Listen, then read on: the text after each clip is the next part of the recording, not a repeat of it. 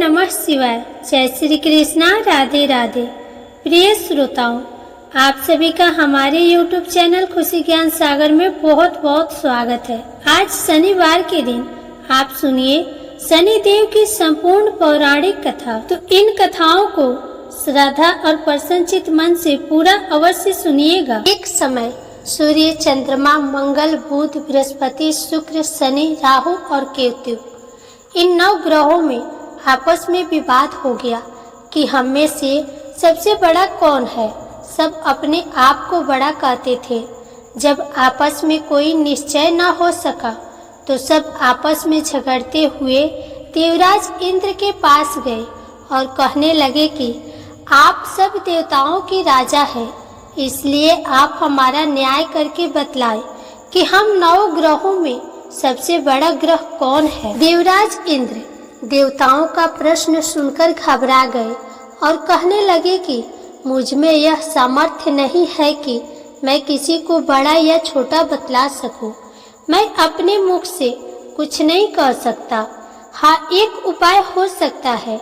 इस समय पृथ्वी पर राजा विक्रमादित्य दूसरों के दुखों का निवारण करने वाले हैं, इसलिए आप सब मिलकर उन्हीं के पास जाए, वही आपके विवाद का निवारण करेंगे। सभी ग्रह देवता देवलोक से चलकर भूलोक में जाकर राजा विक्रमादित्य की सभा में उपस्थित हुए और अपना प्रश्न राजा के सामने रखा। राजा विक्रमादित्य ग्रहों की बात सुनकर गहरी चिंता में पड़ गए कि मैं अपने मुख से किसको बड़ा और किसको छोटा बतलाऊंगा। जिसको छोटा बतलाऊंगा वही क्रोध करेगा। उनका झगड़ा निपटाने के लिए उन्हें एक और उपाय सोचा और सोना, चांदी, कांसा, पीतल, सीसा, रंगा, जस्ता, अभ्रक और लोहा 9 धातुओं के 9 आसन बनवाए। सब आसनों को क्रम से जैसे सोना सबसे पहले और लोहा सबसे पीछे बिछाया गया। इसके पश्चात राजा ने सब ग्रहों से कहा कि आप सब अपना अपना आसन ग्रहण करें। जिसका आसन सबसे आगे वह सबसे बड़ा और जिसका आसन सबसे पीछे वह सबसे छोटा जानिए। क्योंकि लोहा सबसे पीछे था और वह शनिदेव का आसन था, इसलिए शनिदेव ने समझ लिया कि राजा ने मुझको सबसे छोटा बना दिया है। इस निर्णय पर शनिदेव को बहुत क्रोध आया। उन्होंने कहा कि राजा, तू मेरे पराक्रम को नहीं जानता। सूर्य एक राशि पर 1 महीना, चंद्रमा 2.25 महीना 2 दिन, मंगल 1.5 महीना, बृहस्पति 13 महीने, बुध और शुक्र 1 महीने विचरण करते हैं। परंतु मैं एक राशि पर 2.5 वर्ष से लेकर 7.5 वर्ष तक रहता हूँ। बड़े बड़े देवताओं को भी मैंने भीषण दुख दिया है। राजन सुनो, श्री रामचंद्र जी को 7.5 आई और उन्हें वनवास हो गया। रावण पर आई तो राम ने वानरों की सेना लेकर लंका पर चढ़ाई कर दी और रावण के कुल का नाश कर दिया। हे राजन, अब तुम सावधान रहना। राजा विक्रमादित्य ने कहा, जो कुछ भाग्य में होगा देखा जाएगा। इसके बाद अन्य ग्रह तो प्रसन्नता के साथ अपने अपने स्थान पर चले गए, परंतु शनिदेव क्रोध के साथ वहां से सिधारे। कुछ काल व्यतीत होने पर जब राजा विक्रमादित्य को 7.5 की दशा आई तो शनिदेव घोड़ों का सौदागर बनकर अनेक सुंदर घोड़ों के सहित राजा विक्रमादित्य की राजधानी में आए। जब राजा ने घोड़ों के सौदागर के आने की खबर सुनी तो अपने अश्वपाल को अच्छे अच्छे घोड़े खरीदने की आज्ञा दी। अश्वपाल ऐसी अच्छी नस्ल के घोड़े देखकर और उनका मूल्य सुनकर चकित हो गया और तुरंत ही राजा को खबर दी। राजा विक्रमादित्य उन घोड़ों को देखकर और एक अच्छा सा घोड़ा चुनकर सवारी के लिए उस पर चढ़े। राजा के पीठ पर चढ़ते ही घोड़ा तेजी से भागा। घोड़ा बहुत दूर एक घने जंगल में जाकर राजा को छोड़कर अंतर्ध्यान हो गया। इसके बाद राजा विक्रमादित्य अकेला जंगल में भटकता फिरता रहा। भूख प्यास से दुखी राजा ने भटकते भटकते एक ग्वाले को देखा। ग्वाले ने राजा को प्यास से व्याकुल देखकर पानी पिलाया। राजा की अंगुली में एक अंगूठी थी। वह अंगूठी उसने निकालकर प्रसन्नता के साथ ग्वाले को दे दी और स्वयं शहर की ओर चल दिया। राजा शहर में पहुंचकर एक सेठ की दुकान पर जाकर बैठ गया और अपने आप को उज्जैन का रहने वाला तथा अपना नाम वीका बतलाया। सेठ ने उसको एक कुलीन मनुष्य समझकर जल आदि पिलाया।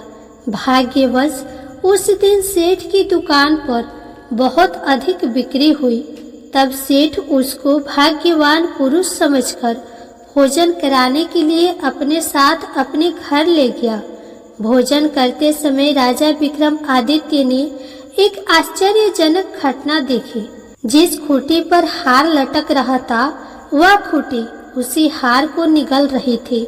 भोजन के पश्चात जब सेठ कमरे में आया तो उसे कमरे में हार नहीं मिला। उसने यही निश्चय किया कि सिवाय वीका के और कोई इस कमरे में नहीं आया, अतः अवश्य ही उसी ने हार चोरी किया है। परंतु वीका ने हार लेने से इनकार कर दिया। इस पर 5-7 आदमी उसको पकड़कर नगर फौजदार के पास ले गए।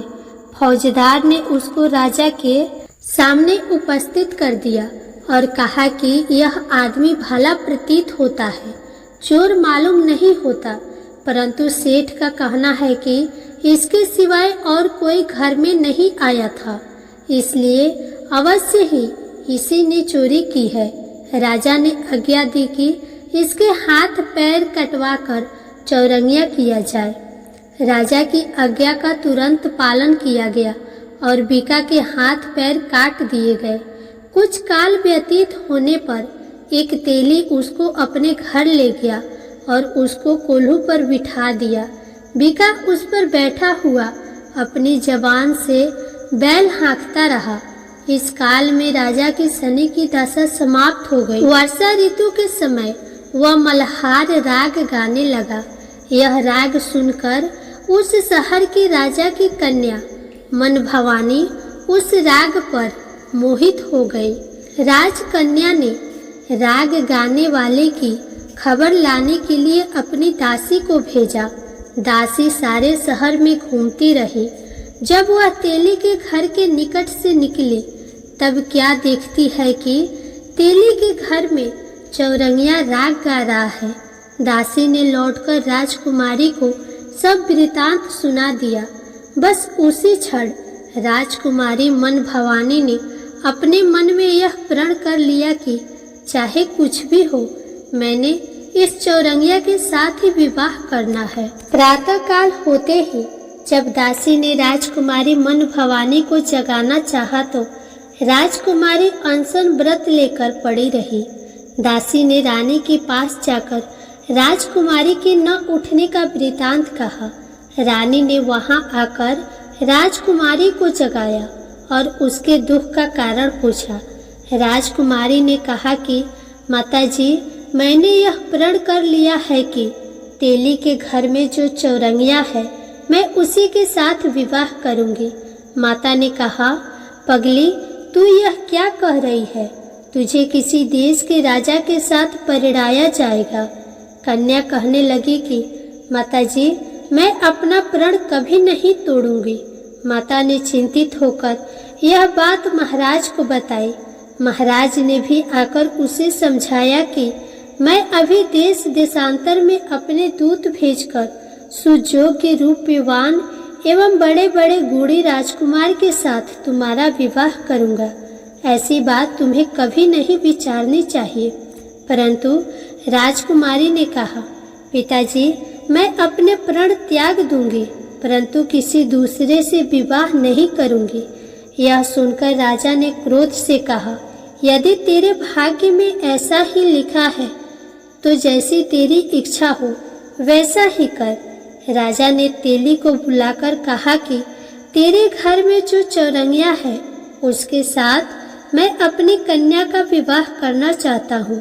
तेली ने कहा, महाराज, यह कैसे हो सकता है? कहाँ आप हमारे राजा और कहाँ मैं एक नीच तेली। राजा ने कहा कि भाग्य के लिखे को कोई टाल नहीं सकता। अपने घर जाकर विवाह की तैयारी करो। राजा ने सारी तैयारी कर तोरण और वंदरवार लगवाकर राजकुमारी का विवाह चौरंगिया के साथ कर दिया। रात्रि को जब विक्रमादित्य और राजकुमारी महल में सोए तो आधी रात के समय शनिदेव ने विक्रमादित्य को स्वप्न दिया और कहा कि राजा, कहो, मुझको छोटा बतलाकर तुमने कितना दुख उठाया। राजा ने शनिदेव से क्षमा मांगी। शनिदेव महाराज ने राजा को क्षमा कर दिया और प्रसन्न होकर विक्रमादित्य को हाथ पैर दिए। तब राजा विक्रमादित्य ने शनिदेव से प्रार्थना की, महाराज, मेरी प्रार्थना स्वीकार करें। जैसा दुख आपने मुझे दिया है ऐसा और किसी को न दे। शनिदेव ने कहा, तुम्हारी यह प्रार्थना स्वीकार है। जो मनुष्य मेरी कथा सुनेगा या कहेगा उसको मेरी दशा में कभी किसी प्रकार का दुख नहीं होगा, और जो नित्य ही मेरा ध्यान करेगा या चींटियों को आटा डालेगा उसके सब मनोरथ पूर्ण होंगे। इतना कहकर शनिदेव अपने धाम को चले गए। जब राजकुमारी मन भवानी की आंखें खुली और उसने चौरंगिया को हाथ पांव सहित देखा तो आश्चर्यचकित हो गए। उसको देखकर राजा विक्रमादित्य ने अपना समस्त हाल कहा कि मैं उज्जैन का राजा विक्रमादित्य हूँ। यह घटना सुनकर राजकुमारी अत्यंत प्रसन्न हुई। प्रातःकाल राजकुमारी से उसकी सखियों ने पिछली रात की हाल चाल पूछा तो उसने अपने पति का समस्त वृतांत कह सुनाया। तब सबने प्रसन्नता प्रकट की और कहा कि ईश्वर ने आपकी मनोकामना पूर्ण कर दी। जब उस सेठ ने यह घटना सुनी तो वह राजा विक्रमादित्य के पास आया और उनके पैरों पर गिरकर क्षमा मांगने लगा कि आप पर मैंने चोरी का झूठा दोष लगाया। आप मुझे जो चाहे दंड दे। राजा ने कहा, मुझ पर शनिदेव का कोप था, इसी कारण यह सब दुख मुझको प्राप्त हुआ। इसमें तुम्हारा कोई दोष नहीं। तुम अपने घर जाकर अपना कार्य करो, तुम्हारा कोई अपराध नहीं। सेठ बोला, महाराज, मुझे तभी शांति मिलेगी जब आप मेरे घर चलकर प्रीतिपूर्वक भोजन करेंगे। राजा ने कहा, जैसी आपकी इच्छा हो वैसा ही करे। सेठ ने अपने घर जाकर अनेक प्रकार के सुंदर व्यंजन बनवाए और राजा विक्रमादित्य को प्रीति भोज दिया। जिस समय राजा भोजन कर रहे थे एक अत्यंत आश्चर्यजनक घटना सबको दिखाई दी। जो खूंटी पहले हार निगल गई थी अब वह हार उगल रही थी। जब भोजन समाप्त हो गया तो सेठ ने हाथ जोड़कर बहुत सी मोहरे राजा को भेंट की और कहा, मेरी श्री कौरी नामक एक कन्या है, उसका आप पाणी ग्रहण करें। राजा विक्रमादित्य ने उसकी प्रार्थना स्वीकार कर ली। तब सेठ ने अपनी कन्या का विवाह राजा के साथ कर दिया और बहुत सा दान दहेज आदि दिया। कुछ दिन तक उस राज्य में निवास करने के पश्चात राजा विक्रमादित्य ने अपने ससुर राजा से कहा कि अब मेरी उज्जैन जाने की इच्छा है। कुछ दिन बाद विदा लेकर राजकुमारी मन भवानी, सेठ की कन्या श्री कौरी तथा दोनों जगह दहेज में प्राप्त अनेक दास दासी, रथ और पालकियों सहित राजा विक्रमादित्य उज्जैन की तरफ चले। जब वे शहर के निकट पहुँचे और पूर्ववासियों ने राजा के आने का संवाद सुना तो उज्जैन की समस्त प्रजा अगवाने के लिए आई। प्रसन्नता से राजा अपने महल में पधारे। सारे नगर में भारी उत्सव मनाया गया और रात्रि को दीपमाला की गई। दूसरे दिन राजा ने अपने पूरे राज्य में यह घोषणा करवाई कि शनि देवता सब ग्रहों में सर्वोपरि है। मैंने उनको छोटा बतलाया, इसी से मुझको यह दुख प्राप्त हुआ। इस प्रकार सारे राज्य में सदा शनिदेव की पूजा और कथा होने लगी। राजा और प्रजा अनेक प्रकार के सुख भोगती रही। जो कोई शनिदेव की इस कथा को पढ़ता है या सुनता है, शनिदेव की कृपा से उसके सब दुख दूर हो जाते हैं। व्रत के दिन शनिदेव की कथा को अवश्य पढ़ना चाहिए। जय शनिदेव महाराज। अब आइए सुने शनिदेव महाराज की दूसरी पौराणिक कथा। एक ब्राह्मण को सपने में नीली घोड़ी पर नीले कपड़े पहने एक आदमी दिखाई देता और कहता है, हे ब्राह्मण देवता, मैं तेरे लगूंगा। ब्राह्मण घबराकर उठ गया। अगले दिन यही सपना उसे फिर से आता है। ये सपना उसे रोज आने लगा। वह परेशान हो गया और चिंता के मारे दुबला होने लगा। उसकी पत्नी ने कारण पूछा तो उसने सपने के बारे में बताया। ब्राह्मणी बोली, वे अवश्य ही शनि महाराज होंगे। अब की बार दिखे तो कहना, लग जाओ, पर सवा पहर से ज्यादा मत लगना। उस दिन सपना आने पर ब्राह्मण ने कहा, लग जाओ, पर कितने समय के लिए लगोगे? तब शनि जी बोले, 7.5 वर्ष का लगूंगा। ब्राह्मण ने कहा, क्षमा करे शनि जी, इतना भारी तो मुझसे झेला नहीं जाएगा। तब शनि जी बोले, तो 5 वर्ष का लग जाऊंगा। ब्राह्मण बोला, ये भी मेरे लिए ज्यादा है। शनि जी बोले, 2.5 साल का लग जाऊंगा। ब्राह्मण ने मना किया तो शनि जी कहने लगे, सवा पहर का तो लगूंगा ही, इतना तो कोढ़ी कलंकी भिखारी के भी लग जाता हूँ। तब ब्राह्मण ने कहा, ठीक है। ब्राह्मण को सवा पहर की शनि की दशा लग गई। ब्राह्मण ने नींद से जागकर ब्राह्मणी से कहा, मेरे सवा पहर शनि की दशा लग गई है, इसीलिए मैं जंगल में जाकर यह समय बिताऊंगा। मेरे लिए खाने पीने का सामान बांध दो। मेरे पीछे से किसी से लड़ाई झगड़ा ना हो, इसका ध्यान रखना। ज्यादातर घर में ही रहना, बच्चों का भी ध्यान रखना। इस सवा पहर के समय में कोई गाली भी दे तो चुपचाप सुन लेना, बहस मत करना। ये सब समझाकर ब्राह्मण जंगल में चला गया। जंगल में ब्राह्मण एक पीपल के पेड़ के नीचे बैठ गया और हनुमान जी का पाठ करने लगा। एक पहर बीत गया। ब्राह्मण ने सोचा, बाकी बचा समय रास्ते में बीत जाएगा, इसीलिए वहां से चल दिया। रास्ते में एक बाड़े में मदिरे लगे देखे।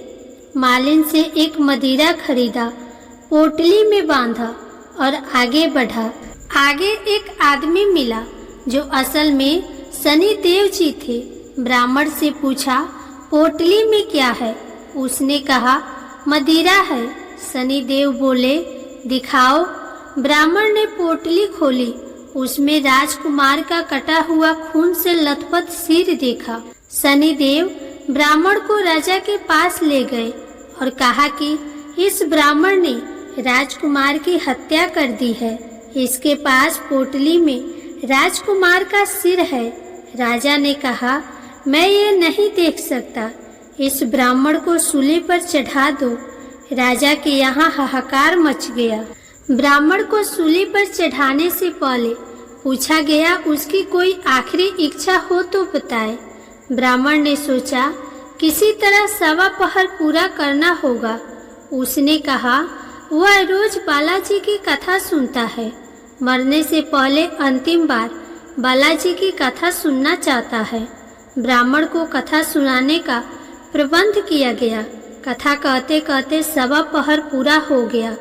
शनि की दशा टलते ही राजकुमार शिकार खेलकर लौटता हुआ दिखाई दिया। राजकुमार को आता देख राजा बहुत खुश हुआ, लेकिन उसे निर्दोष ब्राह्मण की हत्या का दोष सताने लगा। उसने तुरंत घोड़सवार सैनिकों को ब्राह्मण को आदर सहित ले आने के लिए भेजा। ब्राह्मण राज दरबार में आए। ब्राह्मण राज दरबार में आया तो राजा ने क्षमा मांगी और पोटली दिखाने के लिए कहा। पोटली खोली तो उसमें मदिरा था। राजा ने इन सब के बारे में पूछा तो ब्राह्मण ने बताया, मुझे 1.25 पहर की शनिश्चर की दशा लगी थी, इस कारण यह सब तमाशा हुआ। राजा ने पूछा, ये दशा कैसे टलती है? ब्राह्मण बोला, राजा या सेठ को लगे तो काला हाथी या काला घोड़ा दान करे, गरीब को लगे तो पीपल की पूजा करे तब बोले, सच्चा शनिश्चर कहिए, जाके पांव सदा ही पड़िए। शनि देव की कहानी सुने, तिल का तेल और काला उड़द का दान करे, काले कुत्ते को तेल वाली रोटी खिलाएं तो शनिश्चर की दशा उतर जाती है। राजा ने उसे मदिरा वापस दे दिया। घर आकर ब्राह्मण ने मदिरा काटा तो उसमें बीज की जगह हीरे मोती निकले। ब्राह्मणी ने पूछा, ये कहाँ से लाए? आप तो कह रहे थे शनि की दशा लगी है। ब्राह्मण ने कहा, जब दशा लगी थी यही मदिरा राजकुमार का सिर बन गया था। उतरती दशा की शनि जी निहाल कर गए। हे शनि देवता, जैसी ब्राह्मण के शनि की दशा लगी वैसे किसी को न लगे। प्रेम से बोले शनि देव महाराज की जय।